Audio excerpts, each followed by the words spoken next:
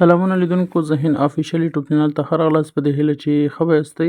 لیدونکو په نن ویډیو کې زه تاسو ته درواغ ښیم چې موږ څنګه کولی شو د ټیک ټاک اکاونټ لپاره کوینونه واخلو په هغې باندې بیا موږ ګفټینګ وکولی شو.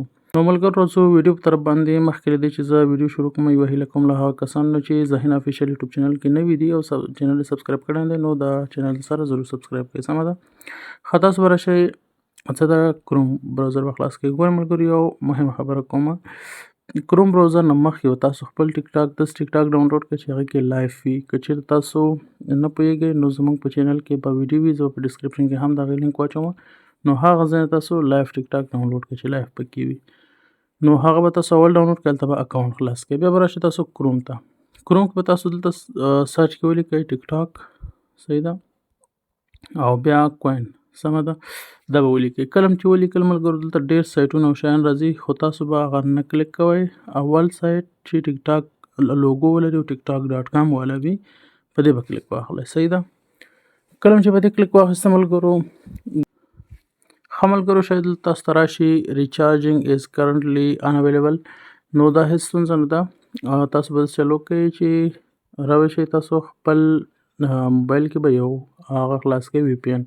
صحیح ده ما سره دغه سرفشارک وی پی این دی دا کنیکټ کوم دا به تاسو کنیکټ کوئ. صحیح ده ځکه چې افغانستان کې کوینونه ځکه نه اخیستل کېږي چې هلته ټیک ټاک بند هم دی داخل د حکومت د خوا نه هم بند دی او هغوی هم اجازه نه ورکوي چې افغانستان د هیواد نه کوینونه خلک واخلي او هغه نه ګفټینګ وکړي. ښه دلته تاسو دا کنیکټ کوو دلته راځو بیرته دا صفحه ریفریش کوو. سمه ده کله چې صفحه ریفریش کړله بیا ملګرو ما له سر نه ولیکل وی پی این کې مې هیواد سلیکټ کو امریکا بیا مې سر نه ولیکل سرچ مې کو ټیک ټاک کوین. صحیح ده بیا کلیک کوم په هماغه لینک باندې کله چې کلیک کړو ملګرو دلته ګورئ موږ دغه صفحه خلاصه شوله. اوس هغه مشکل رانغی ځکه چې هغه د وی پی این مشکل یعنې لوکیشن چې زموږ لوکیشن افغانستان او اوس امریکا شو. ښه دلته کوینونه دي ملګرو په 10 کوینونه په 10 سنټه باندې دي همداسې تاسو ټول وګورئ $14 $14.5 باندې 1400 کوینونه دي او کسټم چې تاسو ووهئ تاسو خپل خوښ انتخاب کولی شئ. یعنې تاسو 1000 کوینونه غواړئ 2000 غواړئ دلته به ولیکئ. صحیح ده مثال زه 1000 کوینونه غواړم $10 او 40 سنټه باندې راځي نو دغه یو خپل خوښې دی. سمه ده ښه زه دا هم دا 1000 کوینونه وهم ځکه چې تاسو ته طریقه وښیم. بیا دلته مخکې له دې ملګرو زه ریچارج نه وهم یو مهمه خبره کوم دلته ګورئ زما اکاونټ لاګین دی. دلته به تاسو څه وکئ دغه ځای چې کلیک واخلئ په د خپل اکاونټ باندې دلته تاسو اکاونټ شاید نه وي لاګین شوی نو تاسو خپل اکاونټ دلته لاګین کړئ. سمه دا لاګ آوټ کېږي دلته لاګین به وي هغه لاګین کړئ ټیک ټاک نه ډایرکټ لاګین کېږي اتومات لاګین هم پکې شته دی او دلته چې یوزر نیم او پاسورډ ورکړئ هم لاګین کېږي. صحیح خپل اکاونټ به دلته هم لاګین کړئ. کله چې لاګین کړو هغې نه وروسته به تاسو دلته کسټم کې لیکئ مقصد زه لیکمه 1000 کوینونه اخلم نو دا ما ولیکل که تاسو 10 نه هر څومره اخیستلی شئ کم اندازه 10 ته نو هر څومره اخیستلی شئ نو زه غواړم 1000 کوینونه خپل اکاونټ ته اخلم نو دغه ریچارج باندې کلیک کوم. ښه دغه ریچارج باندې کلیک کوم.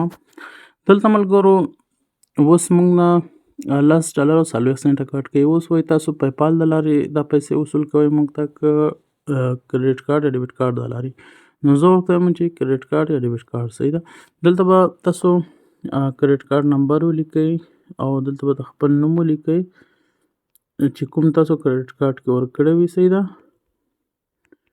او له دې نه وروسته به ایکسپایر ډیټ ولیکئ سی وي سی به ولیکئ او دا پوسټل کوډ اپشنل دی دا پرېږدئ مشکل نه لري.